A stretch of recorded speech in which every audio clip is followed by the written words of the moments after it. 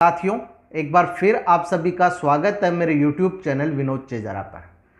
साथियों, यदि आपने अपना ITR भर दिया है और यदि आपका कोई रिफंड है और वो रिफंड अभी तक नहीं आया है, ITR भरने के बाद आपके पास यदि रिफंड की कंफर्मेशन के लिए रिस्पॉन्स करने का जो मैसेज है वो आया है या आपका ITR रिस्क मैनेजमेंट प्रोसेस में आ गया है, तो अब आपको क्या करना है और ये क्यों हुआ है, इसके बारे में आज के वीडियो में हम जानेंगे।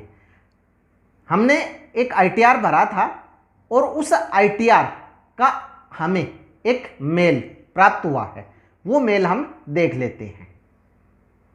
साथियों, ये जो मेल है, dear taxpayer, it is seen that a claim of refund has been made in the income tax return for PAN number 4 AY 2223 filed by you on July 20। यानी आपने जो रिफंड के क्लेम करने के लिए ITR सबमिट किया था 20 जुलाई को, your income tax return has been identify under risk management process. यानी हमने जो ITR भरा है वो ITR under risk management process में इनकम टैक्स डिपार्टमेंट के आ गया है। वो क्यों आया है वो भी हम आगे देखेंगे। Is this context your confirmation is required on the following claim. यानी यदि आपको ये क्लेम चाहिए तो आपको जो कंफर्मेशन है वो देनी होगी इसके बारे में। रीजन क्या है? It is seen that you have enhanced deduction under chapter 6A in your revised return of income. Verify correction of deduction under chapter 6A claimed in your revised return. यहाँ नीचे this communication is intended to alert you on any possible incorrect claim omission in the above mentioned return of income। तो यहाँ जो mail है, ये mail में लिखा है कि आपकी जो डिडक्शन है चैप्टर 6A के कारण जो कि आपने सबमिट की है, वो जो डिडक्शन है वो आपको वेरीफाई करनी है।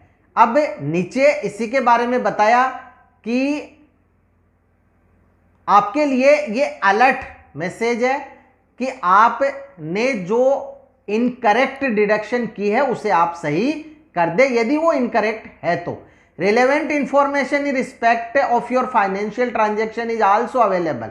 यानी यदि आप इसके बारे में और जानना चाहते हैं तो आपका जो एनुअल इंफॉर्मेशन स्टेटमेंट AIS है सर्विसेज मेनू में, वो भी आप देख सकते हैं, जिससे कि आपको इसके बारे में और पता चल सके कि हमने कहां गलती की है। तो अब इसमें आगे ये भी बताया है कि आपको रिस्पॉन्स कैसे सबमिट करनी है। आपको लॉगिन करना है ई फाइलिंग पोर्टल पे, इनकम टैक्स पोर्टल पे, पेंडिंग एक्शन में जाकर वर्क लिस्ट में जाना है और रिस्पॉन्स फॉर रिफंड कंफर्मेशन में जाकर और सही ऑप्शन का चुनाव करना है। यहां आपको दो ऑप्शन मिलेंगे, पहला this claim in my return of income are correct और दूसरा I will revise my return of income to correct the amount of refund claimed. यानी पहला तो यह है कि मैंने जो इनकम आपको बताई है वो सही है मेरी जानकारी में, और दूसरा यह है कि ये गलत है और मैं इसको सही कर दूंगा। अब नीचे please verify the correction of claim made in your return. यानी आपको जो मेल मिला है उससे 15 दिन के अंदर आपको ये सही करना है।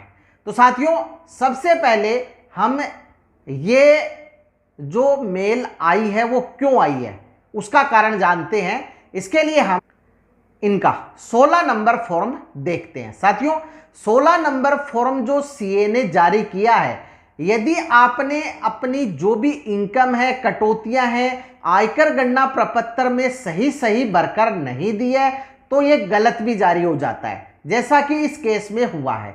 यहां चैप्टर 6A के बारे में बताया है। यहां आप देख सकते हैं aggregate of deduction amount under chapter 6A केवल 79,163 है, 79,163 है, लेकिन जो हमने आईटीआर भरा था उसमें ये अमाउंट है, वो मैं आपको दिखा देता हूं। इसे देखने के लिए हमें जाना होगा इनकम टैक्स वेबसाइट पर, लॉगिन हमने कर लिया है। अब हम चलते हैं 3 लाइन पे। यहां जाकर यहां जो आपको ऑप्शन मिलते हैं इसमें सेकंड है ई फाइल, इस पर क्लिक करें। इसके बाद इनकम टैक्स रिटर्न पर क्लिक करें और व्यू फील्ड रिटर्न पर क्लिक करें। यहां आपने जो रिटर्न भरा है उसकी रिसिप्ट और फॉर्म दोनों आपको मिलेंगे। यहां से हम ये फॉर्म डाउनलोड कर लेते हैं और डाउनलोड करके इसमें देख लेते हैं कि हमने जो डिडक्शन की है वो कितनी की है। तो यहां साथियों आप देख सकते हैं, यहां जो इनकम है ऊपर वो शो हो रही है और नीचे हमने जो डिडक्शन की है वो शो हो रही है। अब यहां देखिए साथियों, ये जो डिडक्शन है चैप्टर 4 ए के अकॉर्डिंग वो है 2,75,784। हमें जो छूट है 80C में 1.5 लाख की ही मिलती है। कटौती हमने चाहे कितनी भी करवाई हो, ऊपर जो अमाउंट है उसका टैक्स बन जाएगा और वो हमें पे करना होगा। अब ये जो डिफरेंस आ गया, वहां 16 नंबर में 79,000 है, यहां 2,75,000 है। ये बहुत बड़ा डिफरेंस है। इसके लिए ये जो मेल है हमें आया है कंफर्मेशन देने के लिए कि आपने जो कटौतियां की है क्या वो सही है, आपने जो आईटीआर भरा है क्या वो सही है। तो साथियों हमने जो आईटीआर भरा है इसमें हमने पूरी जानकारी दी है और इसके सभी के प्रूफ हमारे पास है। तो इसके लिए हम क्या करते हैं, रिस्पॉन्स है वो दे देते हैं। अब इसके लिए साथियों हमें जाना होगा वापस 3 लाइन पर। आपको ये ऑप्शन यहां भी मिल सकते हैं। यहां 3 लाइन पे जाने के बाद हमें यहां से बैक आना है वापस और होम पेज पर आ जाएंगे। यहां आ जाएंगे और यहां पेंडिंग एक्शन पे हमें क्लिक करना है, जैसा कि हमें मेल में बताया है। आप यहां देख सकते हैं पेंडिंग एक्शन, वर्क लिस्ट और रिस्पॉन्स फॉर रिफंड कंफर्मेशन। तो यहां हम पेंडिंग एक्शन पे क्लिक करते हैं और यहां सबसे पहला ऑप्शन वर्क लिस्ट का है, उस पर क्लिक करते हैं।